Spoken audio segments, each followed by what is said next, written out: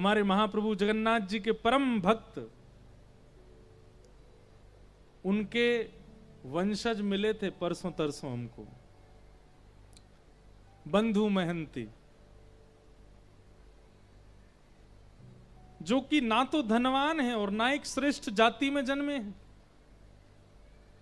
लेकिन जगन्नाथपुरी से कुछ दूरी पर उड़ीसा की एक गांव में रहते हैं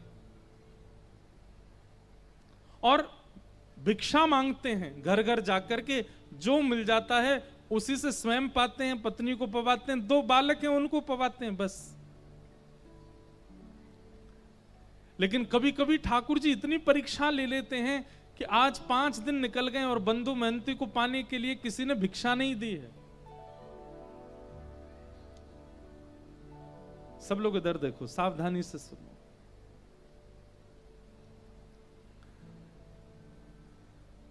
पत्नी व्याकुल है और पता क्या करते हैं, बंधु महंती का नियम है, भिक्षा लेकर के आते हैं घर घर से या बैठ जाते हैं रोड के किनारे, जो दे देता है उसको ला करके पत्नी बच्चे और स्वयं पा लेते हैं। और पवाने के पीछे शर्त रखते हैं, क्या? पाने के बाद नाम जप करोगे, ठाकुर जी का स्मरण करोगे, भजन करोगे, कीर्तन करोगे, करताल बजा करके अपनी पत्नी बच्चों के साथ कीर्तन करते हैं।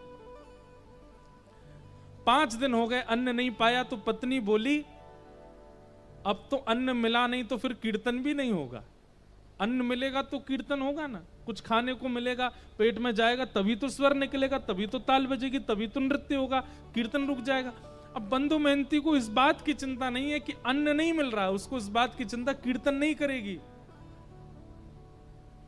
सब जगह जाते हैं, चरणों में गिर गिर करके कहते हैं कि मुझे कुछ दे दीजिए, कुछ घर में बनेगा, ठाकुर जी को निवेदित करेंगे तो फिर कीर्तन नहीं रुकेगा। लेकिन आज ठाकुर जी ने ऐसी परीक्षा ली बंधु महंती जी की कि सप्ताह निकल गया और किसी ने कुछ नहीं दिया।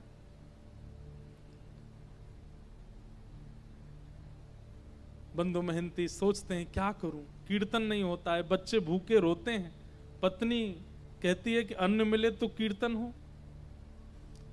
रात में मन बनाते हैं, पत्नी को उठाते हैं, बोलते हैं सुनो, मैंने तुम्हें आज तक बताया नहीं, मेरे एक मित्र हैं। अच्छा, बहुत धनवान हैं, बड़े सुंदर हैं, खूब सारे जेवर पहन के घूमते हैं और लाखों करोड़ों लोग उनके चरणों में प्रणाम करते हैं। अच्छा, तुम्हारे मित्र हैं? बोले हाँ मेरे मित्र हैं, मुझे अपना सखा मानते हैं। वो क्या नाम है उनका? बोले मेरा और उनका एक जैसे ही नाम है, मेरा बंधु महंती नाम है, उनका दीन बंधु नाम है, उनका नाम दीन बंधु, हम दोनों मित्र हैं एक दूसरे के। अच्छा, दीन बंधु नाम है, कहां रहते हैं वो? देवी, मेरा मन है कि मैं और तुम और बच्चे सब उनके पास चलें, वो हमें भोजन जरूर खिलाएंगे। भोजन का नाम सुनती पत्नी इतनी खुश हो गई जैसे पति आज के डेट में गए डायमंड देने को बोल दे या हीरे जवाहरात देने को बोल दे, खूब सारी ज्वेलरी। पत्नी भोजन देंगे? बोले भोजन, दाल देंगे, भात देंगे और साथ में छेना पोड़ा देंगे, आदि आदि सब देंगे। ये सब सुनकर के हम चले उनके पास, चलो बच्चे सो रहे हैं, मैं गोद में उठा लेती हूँ, चलते। देवी चल तो देंगे लेकिन थोड़ा समय लगेगा। कोई बात नहीं, सुबह तक तो पहुंच जाए। सुबह तक नहीं देवी, 5 दिन का समय लगेगा। पत्नी बोली 5 दिन? कहाँ रहते हैं? बोले एक नीलाचल धाम है जगन्नाथपुरी, वहां रहते, मेरे दीन बंधु वहां रहते।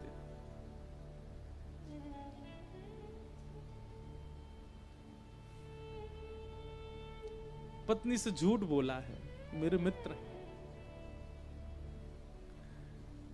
कोई बात नहीं, हम सह लेंगे, लेकिन भोजन तो मिलेगा ना वहां पर? हाँ मिलेगा ना, मेरे मित्र हैं। भोजन की बात करती है, वो वस्त्र भी देंगे, अन्न भी देंगे, रहने को घर भी देंगे, चल। और अपनी पत्नी को लेकर के जा रहे हैं और रास्ते भर जगन्नाथ जी से प्रार्थना करते जा रहे हैं, हे महाप्रभु मुझे कुछ नहीं चाहिए, तो मेरी लाज बचाना। मैंने इसको बोला है कि आप मेरे मित्र हो, कहीं आप मित्र बनकर के नहीं मिले तो इसके मन में अविश्वास हो जाएगा, और इसके मन में अगर अविश्वास हुआ नाथ तो मैं क्या करूंगा। अब इसी बहाने से अपनी पत्नी बच्चों से कीर्तन कराते। अब तो 3 ही दिन में पहुंच जाएंगे, कीर्तन करो, कीर्तन करते हैं, जबरदस्ती करवाते हैं, लेकिन ये भी बंधुओं एक प्रकार से भगवत भाव है कि आप स्वयं तो भगवत भजन करते हैं पर अपने मित्रों से और संबंधियों से भी भगवत भजन कराते हो, ये भी एक कृपा है। ठीक है, एक दो बार कुभाव से करेंगे तो भी चलेगा, करेंगे तो सही। अपनी पत्नी बच्चों को लेकर के बंदो महंती पहुंच गए जगन्नाथपुरी। 5 दिन हो गए चलते चलते, कुछ खाया पिया पिछले 7 दिन से नहीं खाया, 5 दिनों, बच्चे भूखे प्यासे तड़प रहे हैं, तो कहीं से नरम पत्ते तोड़ के ले आते हैं, कुछ ऐसे सामान मिल जाता है तो बच्चों को खिला देते हैं। जैसे ही जगन्नाथपुरी पहुंचे, दूर से ही नील चक्र दिखाई दिया, ध्वजा लहरा रही है महाप्रभु जगन्नाथ जी की। देख करके अपनी पत्नी पूछे, देखो वो जो ध्वजा दिख रही है ना, बोले हाँ, उसी के नीचे ही मेरे मित्र बैठते हैं, वो उनके घर की ध्वजा है। बस हम तो, बच्चे तो नाचने लगे, कूदने लगे, पत्नी भी आनंदित हो गई। लेकिन महाप्रभु जगन्नाथ जी का आज तक केवल कथाओं में श्रवण किया था, पहली बार देखने जा रहे हैं बंदो महंती, ध्वजा देख करके ही मूर्छित हो गए। पत्नी ने बड़ी मुश्किल से होश में लाए। अब तो ज्यों ज्यों मंदिर पास आ रहा है त्यों त्यों नृत्य कर रहे हैं, और बार बार नृत्य करते करते घबरा जाते हैं, और घबरा कर कहते हैं, महाप्रभु जी आप याद है ना, मैंने मित्र बताया है आपको, किसी और को नहीं दिखाना है, मुझे कोई प्रचार नहीं करवाना कि आप, मेरी पत्नी को बस दिख जाना कि आप मेरे मित्र हो, और दिखना भी नहीं, मैं उसको बोल दूंगा आप बहुत व्यस्त रहे, तो बस भोजन प्रसाद पवा देना, इतना करवा देना, बस और कुछ नहीं चाहिए।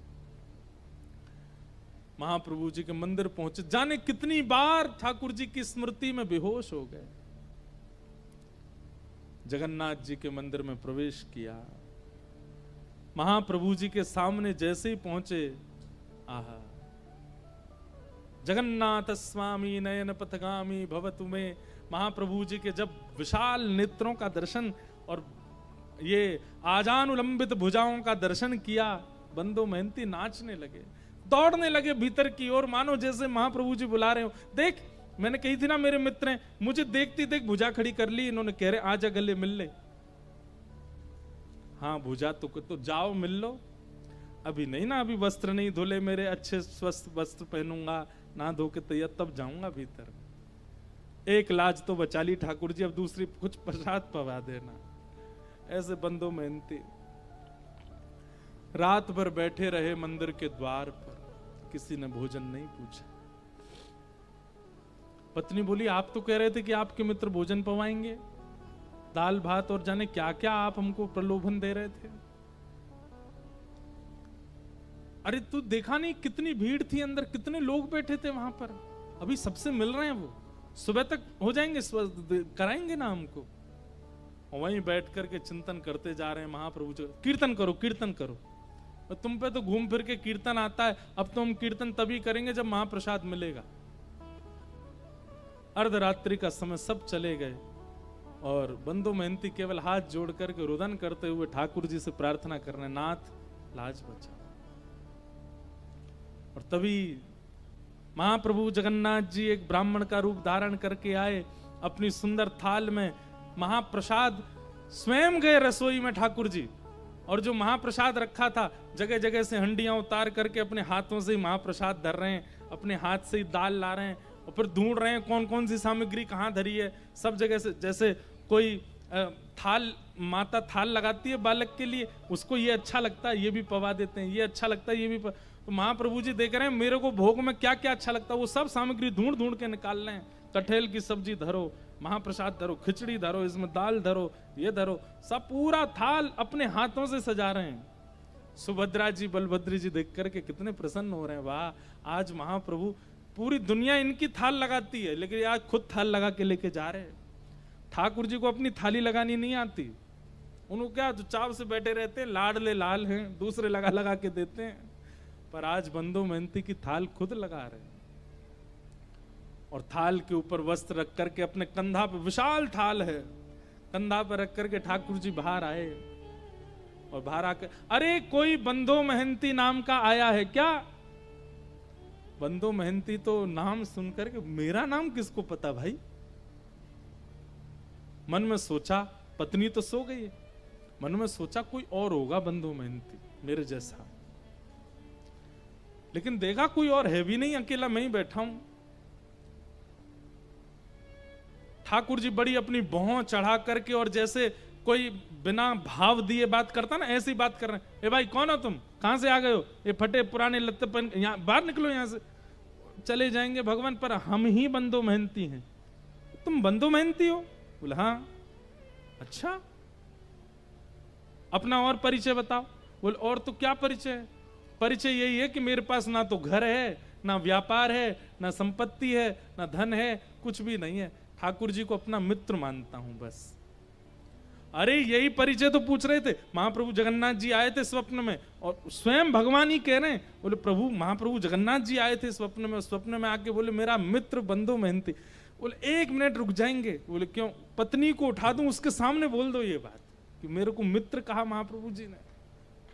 अपनी पत्नी को उठा रहे हैं, पत्नी को उठाया, पत्नी बोली क्या हुआ? बोले देख महाप्रसाद लेके खड़े हैं। एक बार दोबारा बोलेंगे ठाकुर जी ने स्वप्न में क्या कहा? बोले ठाकुर जी स्वप्न में आके बोले हमारा मित्र बंधु मेहनती बैठा है बाहर, उसको महाप्रसाद देख के आओ। सुन करके अब महाप्रसाद देख करके तो बच्चे पत्नी खुश हुए, लेकिन बंधु मेहनती तो ये शब्द सुनकर के ही प्रसन्न हो गया कि ठाकुर जी ने मित्र मान लिया। वहीं रोने लगा, ब्राह्मण के चरण पकड़ लिए, बोले सुनिए मेरी तो योग्यता नहीं मैं उनको जाकर के प्रणाम करूं, आपने मेरी लाज बचा ली, पत्नी मेरी तरफ से दंडवत कर देना, एक बार हृदय से लगा लेना। बोले कि समय मिलेगा जगन्नाथ जी खुद ही बुला लेंगे तुमको भीतर, महाप्रसाद पाओ। और सुनो ये थाल बहुत महंगा थाल है, इसको व्यवस्थित ऊपर पहुंचवा देना मंदिर में। जी जी हम पहुंचवा देंगे। अब महाप्रसाद आया, बच्चों ने पेट भर के पाया, पत्नी ने पाया, बंधु मेहनती ने पाया। बंधु मेहनती को भूख थोड़ी थी, वो तो भूख मर गई ठाकुर जी की बात सुन करके। रात में बर्तन धो करके विशाल थाल, उसमें रत्न जड़े थे, इतना महंगा थाल। अब वो तो पूरे घूम आए मंदिर के आसपास, कोई मिला नहीं। बोले थाल किसको दूं मैं? ठाकुर जी की लीला, ना द्वार पर कोई है, ना कहीं कोई स्थान है रखने का। और मन में सोच रहे मैं कहीं भी रख के चला जाऊं तो कोई ले गया तो अपने पास छुपा करके थाल को धर लिया। सुबह होगी, द्वार खुलेंगे तो भीतर दे दूंगा पुजारी जी को। प्रातः काल होते ही महाराज मंदिर में हड़कंप मच गया। ठाकुर जी का थाल चोरी हो गया, ठाकुर जी का थाल चोरी हो गया। रसोई घर से दूसरी आवाज आने लगी। बोले क्यों? हंडियां फूटी पड़ी हैं, चावल बिखरे पड़े हैं, पता नहीं कौन भीतर घुसा था, सारी सामग्रियां फैला दी हैं। ठाकुर जी हैं, व्यवस्थित थोड़ी रहते हैं, यूं यूं उठा दिए होंगे सब सामान, गिर दी होंगी हंडी। हल्ला मचा, ढूंढने लगे, इतने में बंधु मेहनती के नेत्र खुले। ये अपनी थाल लेकर के मंदिर में ही पहुंच गए, और जैसे ही इनके हाथ में थाल देखी तो शरीर की अवस्था, वस्त्रों की अवस्था से लगता ही नहीं है कि इसके पास थाल, चोर ही मालूम पड़ रहा था। बिना पूछे बिना जाने ही मारपीट शुरू कर दी। और जैसी मारपीट होनी शुरू हुई, बंधु मेहनती तो वाह जगन्नाथ, जय हो जगन्नाथ, आहा जगन्नाथ, रात में तो छेना पोड़ा खिला रहे थे, रात में तो रसगुल्ला खिला, सुबह लात घुसा पड़वा रहे हो, वाह जगन्नाथ तेरी लीला बड़ी अद्भुत है। पत्नी आकर इनको मत मारिए, ये जगन्नाथ जी के मित्र। बोले अच्छा जगन्नाथ जी का मित्र, इसको बताते हैं हम। अरे रात में जगन्नाथ जी ही दे करके गए। हाँ जगन्नाथ जी पर और तो कोई काम ही नहीं, इसको देने जाएंगे। इस पर पहनने के लिए वस्त्र तो अच्छे नहीं है, महाप्रभु जगन्नाथ इसको महाप्रसाद पमाएंगे।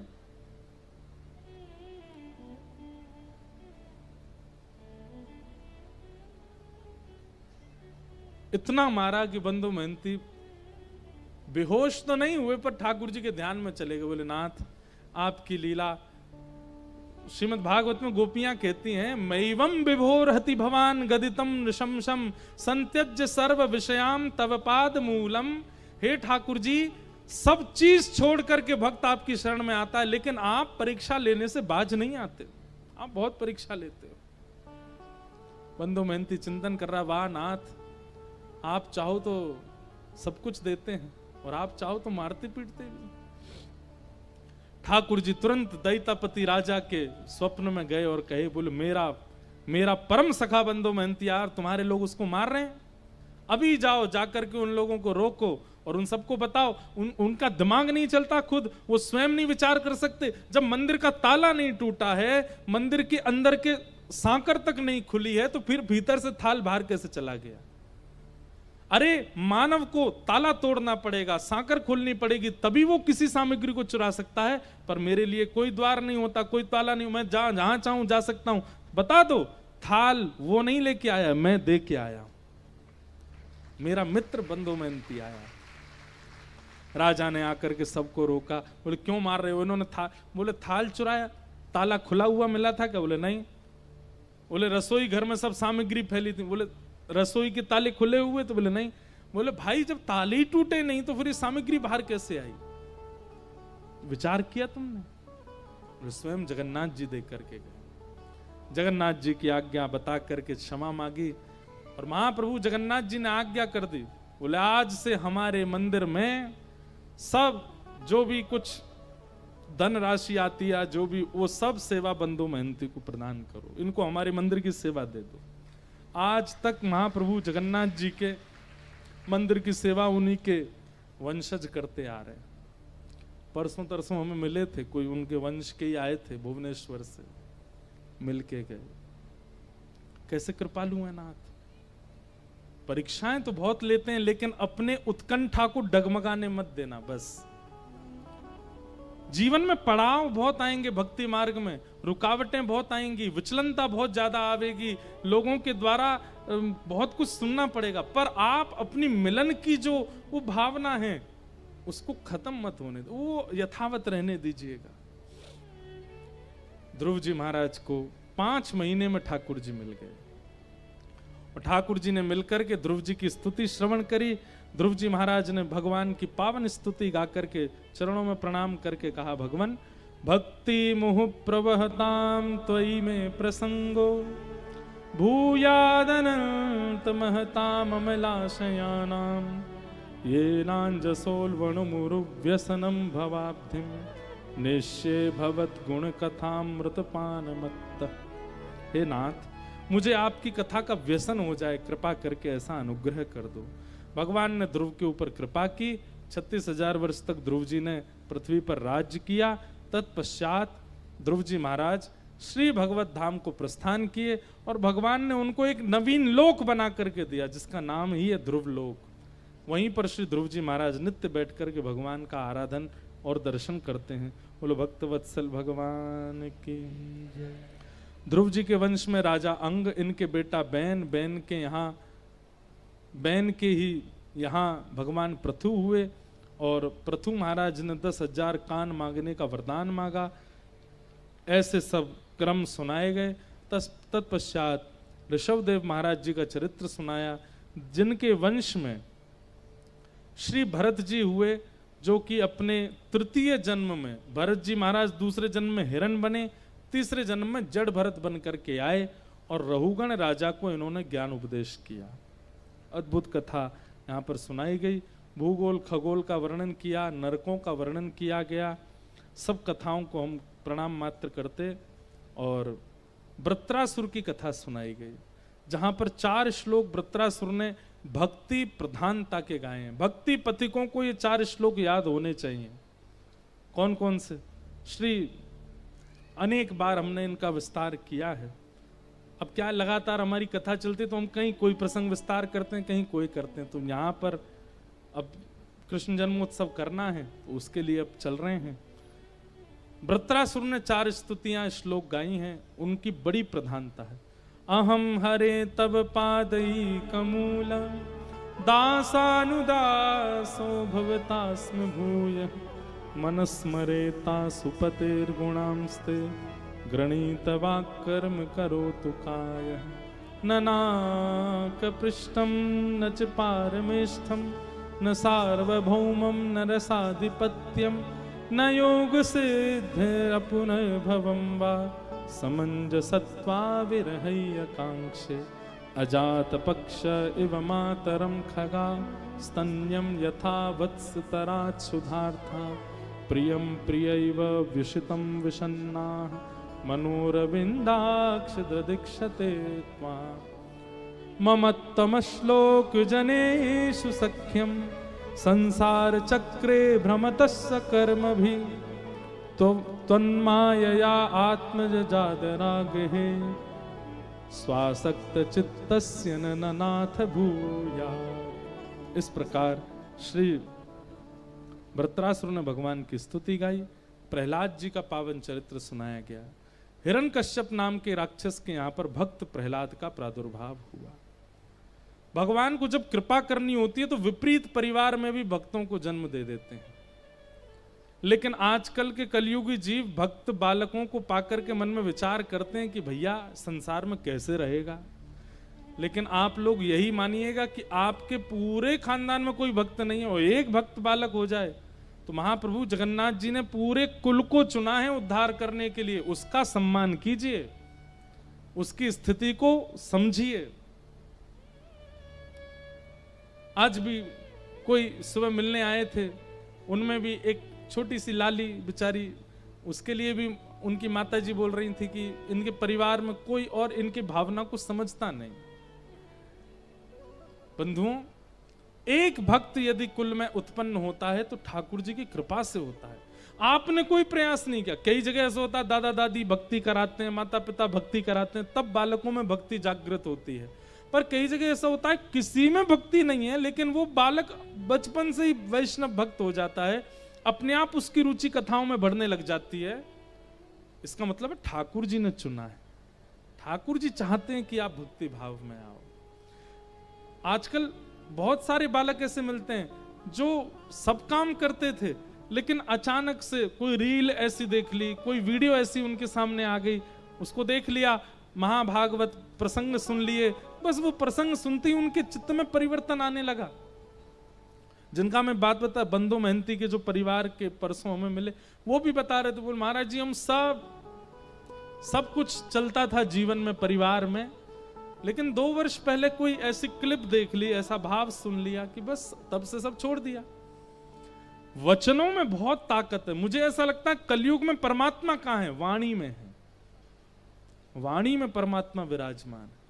ये वाणी चाहे तो व्यक्ति को साधक बना दे और यही वाणी चाहे तो व्यक्ति को महाकुकर्मी बना दे। वाणी चाहे तो व्यक्ति को जीवन उद्धार करने के मार्ग पर पहुंचा दे और वाणी चाहे तो आत्महत्या करने पर मजबूर कर दे। वाणी ही श्री कृष्ण है। आज पूरी सृष्टि का संचार वाणी से हो रहा है और उस वाणी में अगर नाम विराजमान हो जाए तो उस वाणी से कितनों का अध्यार हो जाएगा। तो किसी कुल में यदि भक्ति नहीं है और वहां एक भक्त का आगमन हो जाता है तो इसका मतलब भगवत कृपा करके वहां आएंगे। 2 प्रमाण दे रहे हैं हम। पहला, रावण के पूरे कुल में कोई भक्त नहीं है लेकिन परम भागवत श्री विभीषण जी हो गए। रावण की वजह से लंका की पृथ्वी पर राम जी के चरण नहीं पड़े हैं। विभीषण ने इतना नाम जप किया है इसलिए हनुमान जी भी गए हैं, राम जी भी गए हैं, लक्ष्मण जी भी गए, पराम्बा जगदम्बा श्री सीता जी भी विराजी हैं। क्यों? क्योंकि एक वैष्णव वहां रहता है। एक वैष्णव के नाम गुणगान की वजह से पूरा राम दरबार इकट्ठा हो सकता है लंका में, और यहां एक वैष्णव के नाम गुणगान से भगवान खंभ भेदन करके नृसिंह बन के प्रकट हो जाते हैं। हम यहां पूरे दिन घर सजाते रहते हैं, ठाकुर जी कभी तो आओ, ठाकुर जी हमारे घर में पधराओ, इत्र लगाते हैं, चौक पुराते हैं, गोबर से लेपन कर देते हैं, सजाते हैं, ठाकुर जी आते ही नहीं। लेकिन विपरीत अवस्था के परिवारों में एक भक्त यदि पुकार करता है तो ठाकुर जी पहुंच जाते हैं। इसका मतलब क्या है? उसकी पुकार में सामर्थ्य है ठाकुर जी को बुलाने की। हमारी पुकार अभी उस योग्यता से हुई नहीं। प्रहलाद विपरीत परिवार में जन्मे हैं। अरे दूर दूर तक कोई व्यक्ति ऐसा नहीं है जो भगवत, मैं एक बात कथा में कहा करता हूं, माताजी डॉक्टर हैं, पिताजी डॉक्टर हैं, भैया डॉक्टर है, चाचा डॉक्टर हैं, दादाजी डॉक्टर हैं, और तुम भी डॉक्टर बन गए, कोई बड़ी बात नहीं है। लेकिन माताजी डॉक्टर नहीं, पिताजी नहीं, दादाजी नहीं, चाचा नहीं, दूर दूर तक खानदान में, और तब आप डॉक्टर बन जाओ तो आपके चर्चे बुआ फूफा के खानदान तक होते हैं। अरे भाई उसको देखा डॉक्टर बन गया। जहां सभी डॉक्टर होते हैं वहां आप भी बन जाओ तो पता नहीं तुम भी डॉक्टर ही होंगे, सब डॉक्टर, हाँ हम भी डॉक्टर। वहां तो ऐसे जैसे मानो भंडारे में डॉक्टर बन गए हम, ऐसा लगता है। ठीक वैसे ही भैया दादी भी भक्त हैं, दादा भी भक्त हैं, पिताजी भी भक्त हैं, मैया भी आप भी भक्त बन गए। उसमें इतनी पूछ वाली बात नहीं है, लेकिन सब विपरीत हैं और तब आप भक्त हो। उस समय महाप्रभु जगन्नाथ जी को स्मरण किया करो, ये आपकी कृपा है। आप चाहते हैं कि मैं नाम गाऊं, इसलिए गा रहा हूं। इसलिए विपरीत अवस्था में जब कोई वैष्णव भक्त बालक होता है, उस पर भगवत कृपा है। श्री प्रहलाद जी महाराज हिरण्यकश्यप के यहां पर जन्मे। पिता के पूछने पर नवदा भक्ति का प्रवचन सुनाया तो पिता को क्रोध आ गया। किसने सिखाया तुझे? गुरुकुल में तो पढ़ाते नहीं। गुरुकुल के गुरुजी ने कहा कि ये तो गर्व से ही सीख के आया है, हमने कुछ नहीं सिखाया इसको। आज क्रोध में भर करके प्रहलाद को पकड़ लिया हिरण्यकश्यप ने। अनेक प्रयास किए लेकिन नहीं मार पाए। तब अंत में कहा, बोले पहले तेरा हरि मरेगा फिर तू मरेगा, बता तेरा हरि कहां है? प्रहलाद जी महाराज बोले, पिताजी कहां नहीं है, सब जगह, कण कण में उनका निवास है। खम वायु अग्निम सलिलम महिम च ज्योतिम से सत्वानि दिशो द्रुमादीन सरित समुद्रांश हरे शरीरम यत्किंच भूतम प्रणमेत अनन्यम। यदि आप लोग जगन्नाथपुरी जाते हैं तो हमारी कई एक बात मानिएगा, महाप्रभु जगन्नाथ जी का दर्शन करो, विमला देवी का दर्शन करो, गोपीनाथ जी का दर्शन करो, लक्ष्मी मैया का दर्शन करो, और महाप्रभु जी के मंदिर के ठीक पीछे जहां एकादशी जी हैं वहीं ऊपर नृसिंह भगवान भी हैं, उनका भी दर्शन किया करो। दक्षिण द्वार के पास जगन्नाथ जी के दर्शन का इतना प्रभाव है। वो क्रूर रूप में क्यों रहते हैं, ऐसे विशाल विकराल रूप में क्यों रहते हैं? ताकि हमारे भीतर प्रकट हुए आर्त, हमारे भीतर प्रकट हुए जो कुभाव हैं उनका नाश कर सकें। एक क्रोधी का जीवन में होना आवश्यक है। क्षमा कीजिएगा, जिस व्यक्ति के ऊपर कोई शासन करने वाला नहीं होता ना, स्वच्छंद होता है, वो बहुत जल्दी बिगड़ जाता है। लेकिन जिस व्यक्ति के ऊपर एक शासन करने वाला होता है, एक व्यक्ति ऐसा है जो उसको रोकेगा भी, टोकेगा भी, डांटेगा भी, उसके भय के कारण कई बुरे कामों से वो बच जाता है। परिवार में अगर एक व्यक्ति भी बड़ा डांटने वाला नहीं है तो बच्चों के बिगड़ने की संभावना बहुत ज्यादा है। सब लाड़ करते हैं, सब प्यार करते हैं, तो ऐसे घर के बच्चे ज्यादा बिगड़ैल होते हैं। ठीक वैसे ही हमारे राधारमण जी भी मीठे, हमारे राधा वल्लभ जी भी मीठे, जगन्नाथ जी भी मीठे, गोपीनाथ जी भी मीठे, सबरे ठाकुर तो मीठे। हमारे हृदय के बिगड़ने की संभावना बहुत ज्यादा है। इसलिए तब जाकर के नरसिंह भगवान का दर्शन किया करो। इनको देख करके तो हमारा मन सोच लेता है, ठाकुर जी एक बार पी लूं थोड़ी सी, आप तो परमात्मा हैं, आप तो बड़े प्यारे ठाकुर, मुझे क्षमा कर देंगे। एक बार थोड़ा सा कुछ खा लूं, एक बार मित्रों के साथ ऐसा कर लूं, क्या एक ही बार तो कर रहा हूं। लेकिन जब नृसिंह भगवान सामने आते हैं तब हमारा मन कहता नहीं भगवान नहीं करूंगा, आप जैसा कहेंगे वैसा। वो शासन के देवता हैं, हमारे मन को भयभीत कराते हैं। इसलिए नृसिंह भगवान का दर्शन जगन्नाथ किए हैं आप लोगों ने। दक्षिण द्वार जैसे बिल्कुल मंदिर में जगन्नाथ जी जहां उसके बिल्कुल पीछे ऊपर सीढ़ी चढ़ के जाओ तो वहां नृसिंह भगवान विराज रहे हैं, उनका दर्शन किया करो। उनका दर्शन मन की एकाग्रता के लिए और मन के कुभाव की तरफ ना भागने के लिए बहुत आवश्यक है। इसलिए जब भी मन में कुभाव उत्पन्न होता है उस समय नृसिंह भगवान का स्तवन करना चाहिए। हे नृसिंह भगवान, मेरे मन को देख लीजिए नाथ, ये मुझे ले जा रहा है उस मार्ग की ओर। नृसिंह भगवान देख लेंगे फिर मन को। आज हिरण्यकश्यप ने कहा, कहां है तेरा परमात्मा? बोले सब जगह है, इस खंबे में। बोले हाँ। जैसे ही मुष्टिक प्रहार किया, खंब भेदन करके भगवान नृसिंह प्रकट हो गए। सत्यम विधातुम निज भृत्य भाषितम व्याप्तिम च भूते स्वखिलेषु चात्मनः अदृश्यतात्यद्भुत रूपमद्वहं स्तंभे सभायान मृगम न मानुषम। भगवान नृसिंह प्रकट हुए, हिरण्यकश्यप के साथ युद्ध करते हुए उसका वध कर दिया। प्रहलाद जी महाराज की स्तुति सुनकर के भगवान बड़े प्रसन्न हुए और प्रहलाद जी को हृदय से लगा करके भक्ति आशीष दे करके भगवान प्रस्थान कर गए। बोलो भक्त वत्सल भगवान की जय। वामन अवतार का प्रसंग सुनाया गया, गजेंद्र मोक्ष की लीला सुनाई गई। बहुत कथाएं हैं भागवत में, हमको तो लगता है 7 दिन 4 घंटे बहुत कम है प्रसंग सुनने के लिए, तो बहुत स्वच्छंद समय मिले तो बहुत आनंद, पर सीमित है, इसलिए जितना श्रवण में आ जाता है उतना आनंददायी है। सूर्यवंश के राजाओं की कथा सुनाई गई। उन्हीं सूर्यवंश में भगवान श्री राम का प्रादुर्भाव हुआ। बोलो राजा रामचंद्र भगवान की। प्रभु श्री राम को एक श्लोकी रामायण से प्रणाम कर लेते हैं। गुरुवर थे त्यक्त राज्यो व्यचर धनुवनम पद्म पद्भ्याम प्रियाया पाणिस्पर्शा क्षमाभ्याम रजत पथरुजो यो हरेन्द्रानुजाभ्याम वैरूप्या शूर्पणख्या प्रिय विरहरुषारोपित भ्रूविजम्भ तस्ताब्धिर्बद्ध सेतु खलदवदहन कौशलेन्द्रोवतान्।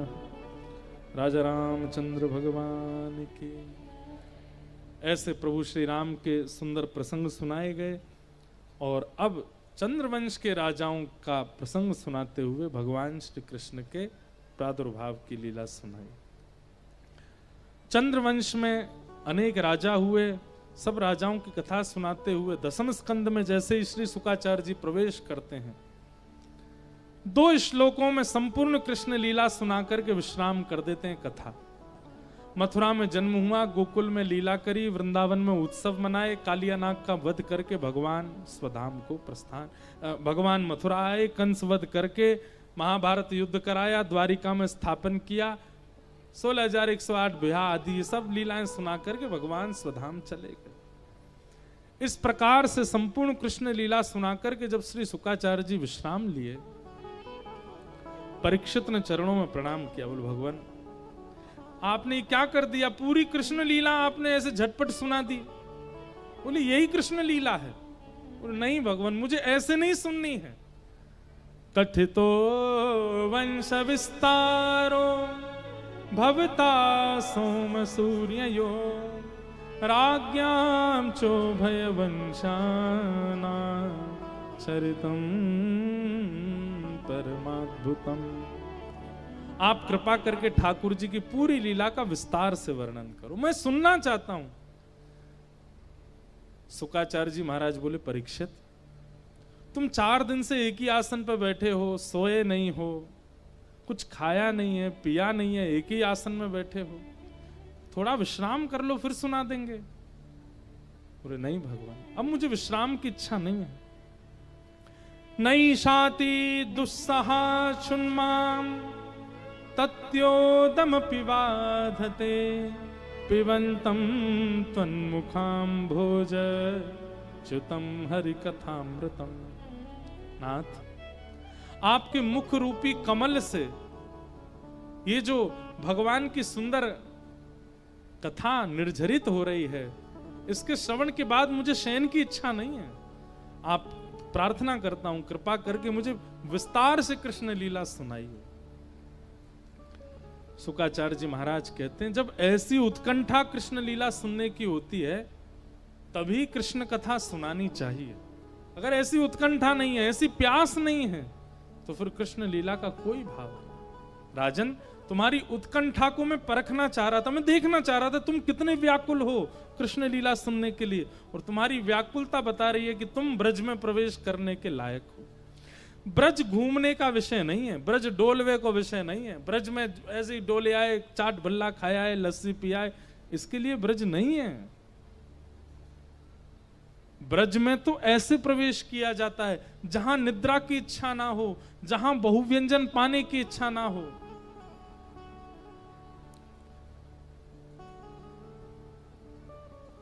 बन के जोगन डोलत ब्रज में पीवत यमुना जल को, मेरो मन वृंदावन में अटका, मेरो मन हरि चरण में अटका।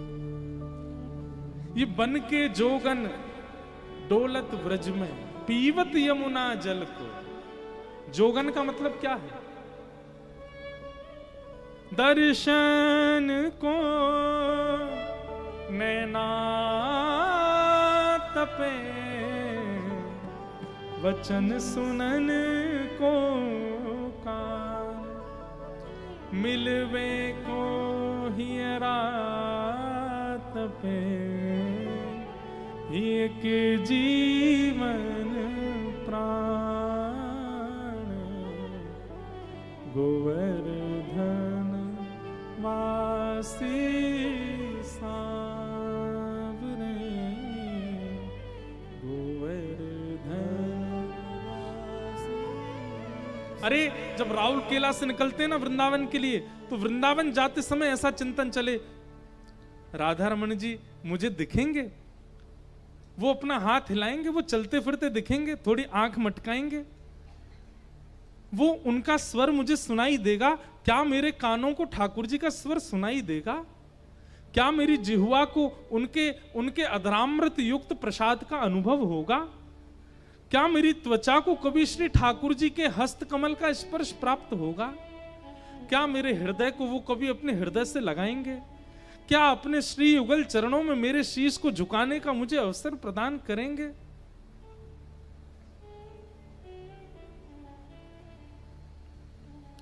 मन में ये चिंतन चलता रहे और तब वृंदावन में प्रवेश हो।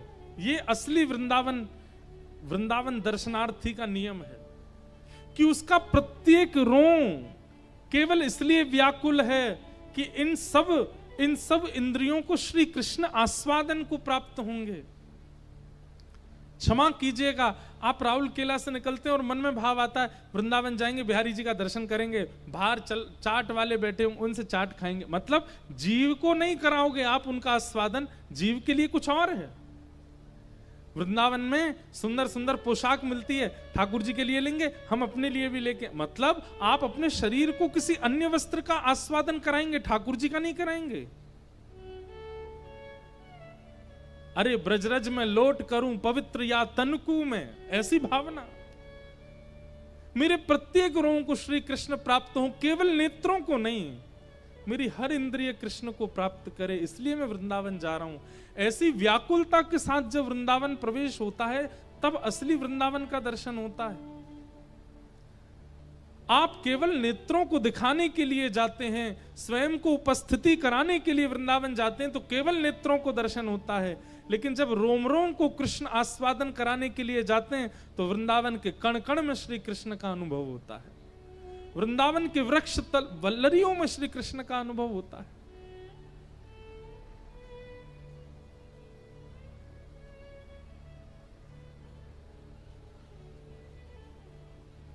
वृंदावन भाव सामान्य नहीं है। अरे यहां पर सुखदेव जी महाराज कथा नहीं सुना रहे परीक्षित को, 2 श्लोकों में पूरी कथा सुना के विश्राम कर दी। तब परीक्षित कहता है कि मुझे सोना नहीं है, मुझे खाना नहीं है, मुझे पीना नहीं है, मुझे केवल कृष्ण को सुनना है। जब ऐसी तब कहता, हाँ अब तुम ब्रज की लीला सुनोगे, क्योंकि तुम्हारी स्थिति मन की उस भाव में आ चुकी है कि तुम ब्रज में जाओ। यहां हम शरीर लेके पहुंच जाते हैं वृंदावन, जहां हमारी इंद्रियों का इच्छा ही नहीं है भगवत दर्शन की।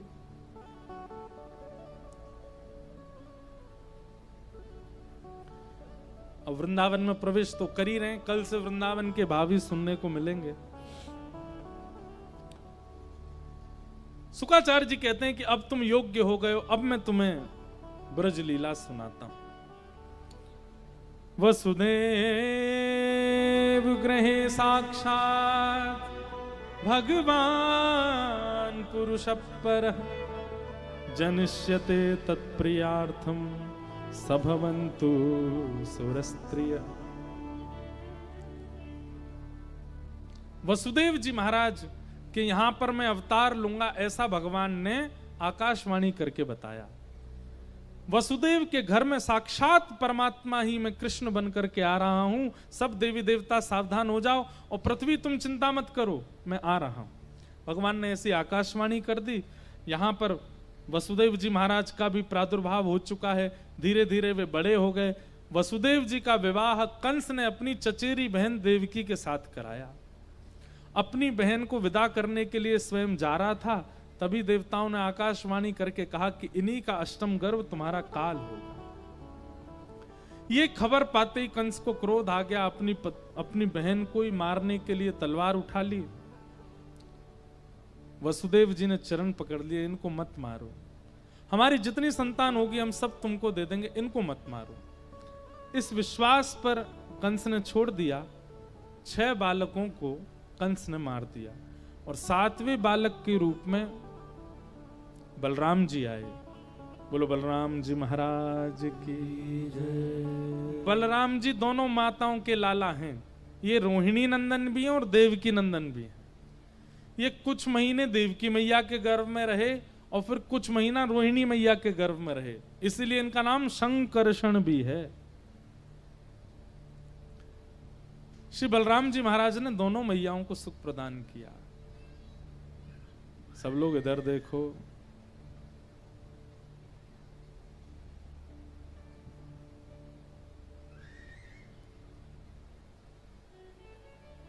कोई किसी की बेचारे भैया की कुर्सी पलट गई पीछे, लगी तो नहीं आपको? हाँ ठीक हो, बोले बढ़िया, जगन्नाथ जी मंगल करेंगे सब। यही पिक्चर देखते देखते गिर जाते तो जरूर लगती। कथा में बैठे हो इसलिए कुछ नहीं होगा, सब बढ़िया मंगल में है यहाँ तो। वाह। तो बलराम जी का प्रादुर्भाव हुआ। कुछ महीने मां देवकी के गर्भ में रहे, लेकिन भगवान को चिंता हो गई। ठाकुर जी बोले भैया अगर बलराम जी हमसे पहले पहुंच गए पृथ्वी पर और मथुरा में इनका जन्म हो गया तो ये हमसे पहले ही कंस को मार देंगे, और कंस की मृत्यु तो हमारे हाथों है। इसलिए योग माया को आज्ञा देकर के कहा कि आप इनको रोहिणी मैया के गर्भ में पहुंचा दो, क्योंकि पहले तो ये छोटे भैया बन के आए थे, हमारे लक्ष्मण जी बन के आए थे, तब तो ये हमारी आज्ञा मानते थे। अब तो ये बड़े भैया बन के आए हैं, अभी हमारी बिल्कुल नहीं। और इसके पीछे भी कारण है। 14 वर्ष तक लक्ष्मण जी सोए नहीं वनवास के समय। तो राम जी ने जब वापस आ गए वनवास से, तो एक दिन बोले ये 14 वर्ष तक इन्होंने हमारी बड़ी सेवा की है लक्ष्मण जी ने। तो एक दिन राम जी गए लक्ष्मण जी को लेके वन में, और सरजू जी के तट पर बैठ गए, और लक्ष्मण इधर आओ, यहां पर सिर रखो अपना। अब बड़े भैया हैं, आज्ञा मानते हैं। वो भैया आप क्या करेंगे? बोले सुलाएंगे हम तुमको, हम तुम्हारी सेवा करेंगे, लेटो। लक्ष्मण जी बोले अच्छा नहीं, आप मेरे स्वामी, आप मेरी। बोले चुपचाप, बड़े भैया हम तुम्हारी बात मानो। लक्ष्मण जी लेट गए। अब राम जी उनका कभी सिर सहलाते हैं, कभी हाथ दबाते हैं, कभी हथेली दबाते हैं, और हथेली दबाते दबाते राम जी ने नीचे खिसके यहाँ थोड़ी जंघा दबाने लगे, घुटने दबाने लगे। लक्ष्मण जी उठ के बैठ जा, भैया ऐसे मत करो, चुपचाप लेटे रहो, हम बड़े भैया हैं ना तुम्हारे। लक्ष्मण जी बोले बड़े भैया की बड़ी धौंस चल रही है आपकी, रुक जाओ, द्वापर आने दो, मैं बन के आऊंगा बड़ा, फिर बताऊंगा आपको। तो ठाकुर जी पहले से ही डरे हुए हैं कि अब की बार ये बड़े बन के आ रहे हैं, ये पूरा पूरा अधिकार, एक बार की सेवा का ये पूरे जन्म तक अधिकार निभाएंगे, और निभाया भी है। बलराम जी की लीला अद्भुत है। सब लोग इधर देखो, क्या बता रहा था? हाँ, तो बलराम जी से ठाकुर जी थोड़े डरते हैं, इसीलिए सुभद्रा जी बीच में खड़ी कर रखी हैं। कभी दोनों में लड़ाई हो जाए तो बीच में एक आ जाती है, वे नहीं लड़ो, अभी कुछ मत कहो। अद्भुत लीला है ठाकुर जी की। फिर कहते हैं कि बलराम जी का जब बड़े बन करके आए तो एक दिन ठाकुर जी गैया चराते, सोई बलराम जी पहुंच गए वन में। ठाकुर जी लाला, ठाकुर जी अरे दाऊ दादा यहाँ क्या कर रहे हो? कछुना लाला ऐसे ही आ गए हो, तू क्या कर रहे हो? कछुना गैया चरा रहा हूं। अच्छा लाला इतकू आई हो? ठाकुर जी गए पास में, आजा, गले में हाथ धर के ले गए, एक वृक्ष के नीचे बैठ गए। बोले लाला आ जा यहाँ पर सिर धर ले। ठाकुर जी समझ गए, बोले कि अब ये सेवा करेंगे हमारी, और लेट गए। ठाकुर जी खूब हाथ दबाए, खूब चरण दबाए, खूब सिर दबाए और खूब मालिश करी महाराज ठाकुर जी की। ठाकुर दाऊ दादा है गए हो बस, अब मैं ठीक, चुपचाप बड़े भैया ना हमारी बात मान। बोले हमें सब पता है आप कब की कसर पूरी कर रहे हो। तो भले ही परमात्मा है श्री कृष्ण, लेकिन दाऊ दादा से डरते हैं कृष्ण रूप में भी। राम जी में तो सबसे बड़े बनकर के आए थे, लेकिन कृष्ण लीला में तो ठाकुर जी को पता है ना हमारा स्वभाव चंचल है, इसलिए जानबूझ करके बड़े बना करके भेजा कि एक ऊपर होना चाहिए डांटने फटकारने वाला, नहीं तो अपने चंचल स्वभाव से ना जाने हम क्या क्या कर देंगे। इसलिए बलराम जी उनकी बात मानते हैं ठाकुर जी। कभी अगर ठाकुर जी बहुत परेशान कर रहे हो ना, नहीं दर्शन दे रहे हो, नई भक्ति वर्धन कर रहे हो, नई नाम जप में लाभ हो रहा हो, नई कथा में रुचि बन रही हो, तो बलराम जी से कहो दाऊ दादा देख लो, समझा लो इनको, ये हम हमारे साथ ऐसे कर रहे हैं, हमारी भक्ति में वर्धन नहीं होता, हमारे भाव में वृद्धि नहीं हो रही है, हमारा प्रेम लेस होता जा रहा है। दाऊ दादा पकड़ेंगे फिर इनको, अरे लाला राहुल केला को एक छोरा मुझे शिकायत कर रहा हो, बाकी भक्ति नहीं बढ़ रही है। नहीं दाऊ दादा आप आज्ञा करेंगे तो बढ़ा देंगे हम। तो दाऊ दादा से कभी कभी शिकायत कर दिया करो ठाकुर जी की, पर वे वजह मत करना। जिसने बहुत भक्ति भाव रखा हो वही दाऊ दादा से कह सकते हैं कि आप ठाकुर जी को ने कहो ना थोड़ा प्रेम बढ़ावे चित्त में, ये कभी अनुभव करावे अपना। क्यों बड़े हैं, अग्रज हैं ठाकुर जी के, और ठाकुर जी का स्वरूप है वो नित्य प्रणाम करते हैं दाऊ दादा को, नित्य दंडवत करते हैं। बोलो बलराम जी महाराज की जय। सुभद्रा जी के बारे में भी एक दिन बताएंगे कथा में, दाऊ दादा की भी, क्यों तीनों विराज रहे ना, सबका भाव आना चाहिए कथा में। तो दाऊ दादा का जन्म हुआ कहां? गोकुल में रोहिणी मैया के गर्भ से। रोहिणी मैया ये वसुदेव जी की 7 पत्नियों में से एक पत्नी है। रोहिणी मैया के गर्भ से दाऊ दादा का जन्म हुआ। अब 8वां बालक होने वाला है। कंस ने यहां सैनिक बढ़ा दिए, डबल डबल ताले लगवा दिए। भादों का महीना, अष्टमी तिथि, मध्य रात्रि हुई है, बिल्कुल चंद्रमा मध्यस्थ हैं, गहरी निद्रा में सब लोग सोए हैं, पूरे विश्व के लोग गहरी निद्रा में सोए हैं। आकाश से मंदम मंदम जलधारा गिर रही है। जलधारा नहीं लग रही, ऐसा लग रहा मानो कोई इत्र के गुलाब जल के फुहार गिर रहे हो। इतनी सुगंधी आ रही है पृथ्वी में से, सबको इतना सुख का अनुभव हो रहा है, इतने आनंद में सब निमग्न हो चुके हैं, सब गहरी निद्रा में सोए हैं। और तभी कंस के कारागृह में मथुरा में भादों की अष्टमी की मध्य रात्रि को दिव्य तेज प्रकट हुआ और श्री देवकी मैया के गर्भ से साक्षात परमात्मा श्री कृष्ण का प्रादुर्भाव हुआ। बोल बाल कृष्ण लाल की, श्री जगन्नाथ महाप्रभु की, राधा रमण लाल की, प्यारे गिरधर लाल की जय जय श्री।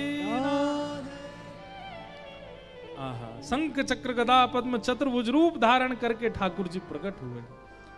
और शंख चक्र गदा पद्म धारण करके विशाल नहीं, छोटे से एक दिन का बालक जितना बड़ा होता उतने ही बड़े हैं ठाकुर जी, लेकिन शंख चक्र आदि सब हाथ में लेकर के ठाकुर जी प्रकट हुए हैं। उनके रूप का वर्णन किया गया। कैसे लग रहे हैं ठाकुर जी? आहा, तम अद्भुतम बालकमंबुजक्षणम चतुर्भुजम शंख गदायुधायुधम श्रीवत्सलक्ष्मं गलसौभकौस्तुभं पीतांबरं सांद्रपयोदसौभगम्। अद्भुत रूप धारण करके ठाकुर जी आए। देव की वसुदेव मैया ने चरणों में प्रणाम किया। वसुदेव जी को तो नेत्र सजल हो गए, पर देव की मैया अब भी भाव में। ठाकुर जी बोले मैया आप प्रसन्न नहीं हो? देवकी मैया बोली प्रसन्न तो बहुत हूं, पर आप जिस रूप में आए हो मुझे बिल्कुल भी ऐसा नहीं लग रहा कि मेरे गर्भ से बालक जन्मा है।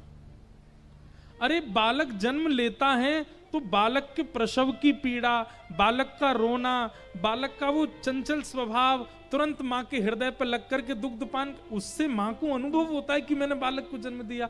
आप तो ऐसे बिल्कुल परमात्मा की तरह प्रकट हो गए हो। मैया हम इसलिए ऐसे बनकर के आए हैं, महाराज कंस जन्म लेते ही मारने आता बालकों को। बोले आपको कंस की चिंता है, मेरी चिंता नहीं है। देव की मैया की इस बात ने ठाकुर जी को थोड़ा भावुक कर दिया। बोले मैया ठीक है, तो हम छोटे बालक बन जाते हैं। और नन्हे से गोपाल जी बन गए, वस्त्र आदि उतार दिए, शंख चक्र गदा पद्म अंतर ध्यान कर दिए, थोड़े थोड़े रोने लगे।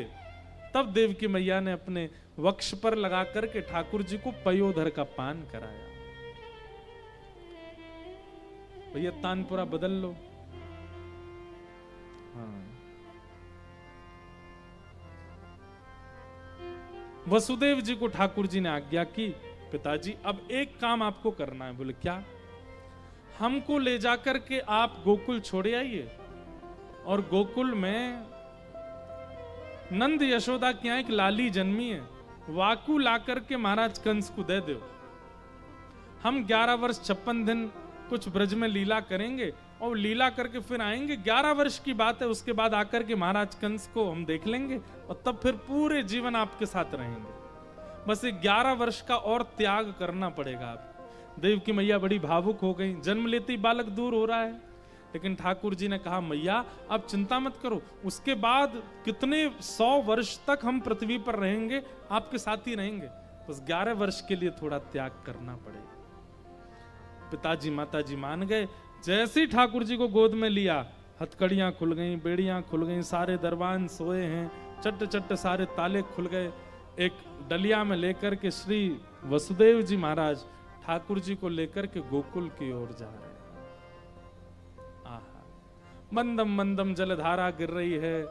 यमुना जी के तट पर जैसे ही पहुंचे, यमुना जी ने मार्ग प्रदान कर दिया और ठाकुर जी को लेकर के श्री वसुदेव जी महाराज गोकुल पहुंचे। नंदरानी यशोदा मैया सोई हैं और यशोदा मैया के बगल में एक नेक्सी सी लाली सोई है। वसुदेव जी ने जाकर के अपनो लाला वहां पधराए दियो और लाली को लेकर के वापस मथुरा आ गए। और मथुरा आकर के महाराज कंस ने उस बालिका को जैसे पटका, अष्टभुजी देवी काली बन गई, देवी प्रकट हो गई और बोली मुझ जैसे निरपराध बालकों को मारते हो कंस, तुम जिस शत्रु से बचना चाह रहे हो उसने तो जन्म ले लिया। कहां जन्म लिया? बोले ब्रज में लिया। आहा, कंस यहां ठाकुर जी को ढूंढवाने का प्रयास कर रहा है, आप हमारे साथ गोकुल चलो। यशोदा मैया 80 बरस की है गई, लेकिन अभी तक लाला नाए भयो। लो वसुदेव जी अब निकले हैं मथुरा से, यहां तो गोकुल पहुंच गए, सब काम है गए। आहा, बोलो नंद के लाला की जय। नंद घरा नंद भयो जय कन्हैया लाल की। नंद घरा नंद भयो जय कन्हैया लाल की, जय यशोदा लाल की। बैठे रहो सब लोग, अभी उत्सव शुरू होगा। जय कन्हैया लाल की, जय यशोदा लाल की। जय कन्हैया लाल की, जय यशोदा लाल की। नंद घरा नंद भयो जय कन्हैया लाल की।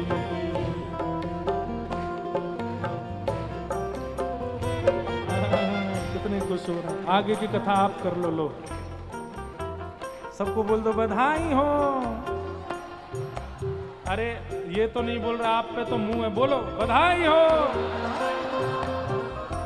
ऐसी रूखी बधाई, छेना पोड़ा खाया करो आप लोग। अरे नेक भुजा उठा करके जोश में बोलो बधाई हो, बधाई हो, बधाई हो। हे नंद घरा नंद भयो जय कन्हैया लाल की। नंद घरा नंद भयो जय कन्हैया लाल। महाराज यहाँ नंदरानी यशोदा मैया 80 वर्ष की है गई, अभी तक लाला नाय भयो। अरे भैया माइक दे दो हमारो, अपनी बंशी बजाओ। लेकिन अब सब ब्रजवासिन को लगन लगी कि अब के लाला होएगो। आहा, नंदा सुनंदा ये दो ननद हैं, देखो कैसे माइक पे ही लद गए हैं पूरे।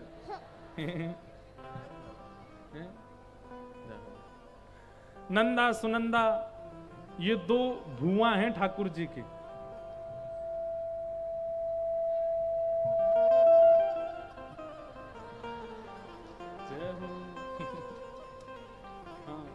खोच मत जाइयो भैया। नंदा सुनंदा ये दोनों गई। नंदरानी यशोदा के बगल में नीलमणि जैसो लाला सोयो है, और जैसे ही चदरिया हटाए करके देखी, है गया है गया है गया है गया है गया है गया है गया है गया है गया है गया है गया। अब तो पूरे ब्रजमंडल में यही चिल्ला रही है गया है गया है गया है गया। ब्रजवासी कह रहे कहा भयो, बोले अब तो है गयो। बोले भयो कहा, बस है गयो। नंद बाबा ने पूछी, अरे नंदा सुनंदा तू सब जगह चिल्ला रही है गयो, भयो कहा। नंदा सुनंदा के नेत्र सजल है गए। नंद बाबा को अपने अंक में भर लियो। बोले बाबा आपके घर नीलमणि जैसा, एक साथ बोलना है, आपके घर नीलमणि जैसा लाला भयो है। और जैसे ही सुनी लाला भयो, नंद बाबा बोले अरे सच में लाला भयो है। बोले नीलमणि जैसो। अरे रुक जा, जय जगन्नाथ, नीलमणि जैसो लाला भयो है। रुक जा, हाथ बांधो, अभी आप प्रकट हुए, अभी से हाथ पांव चलने हैं आपके हैं। नीलमणि जैसो लाला भयो है, पीलो चंदन लगायो, जमुना जी में कूद करके स्नान कियो, और महाराज बढ़िया पीले पीले वस्त्र पहन करके नंद बाबा ने खूब सुंदर उत्सव मनायो। पूरे ब्रजमंडल में हवा की तरह बात फैल गई, और जो सुन रहे हो वही कह रहे हो बधाई हो। भैया राहुल केलावासी नेक नेक जोर लगाओ, बधाई हो बधाई हो बधाई हो।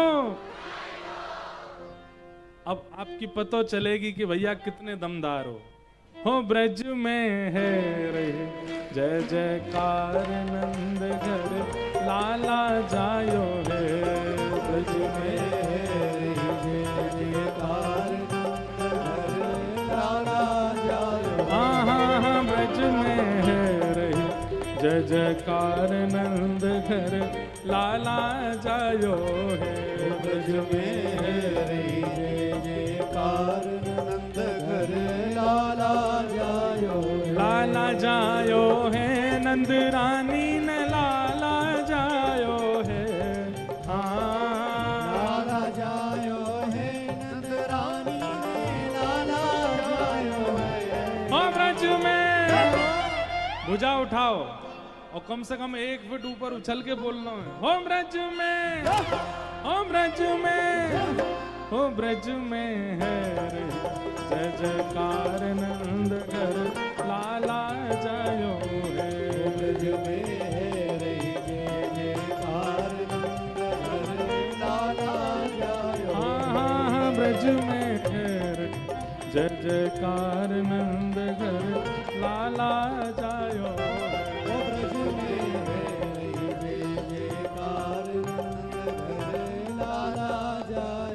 नंद के लाला की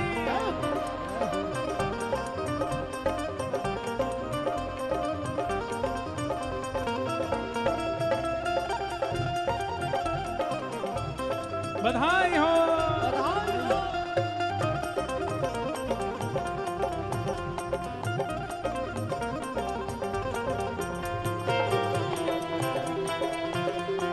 बोल नंद के लाला की, जगन्नाथ महाप्रभु की।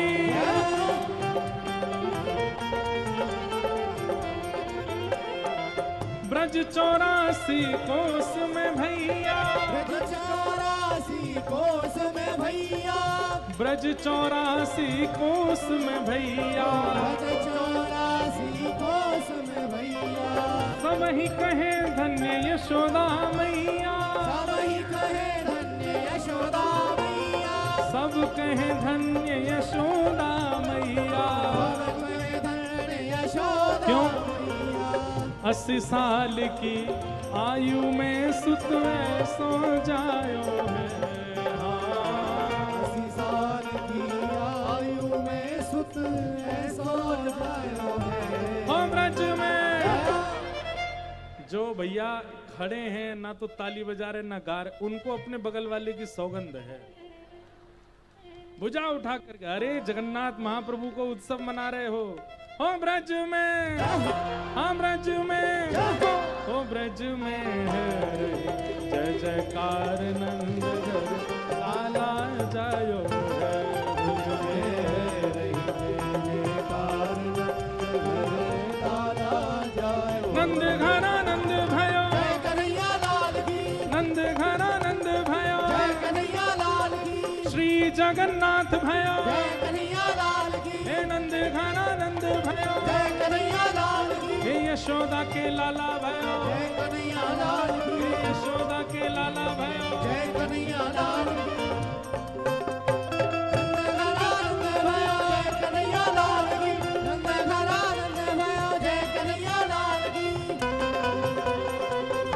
बधाई हो।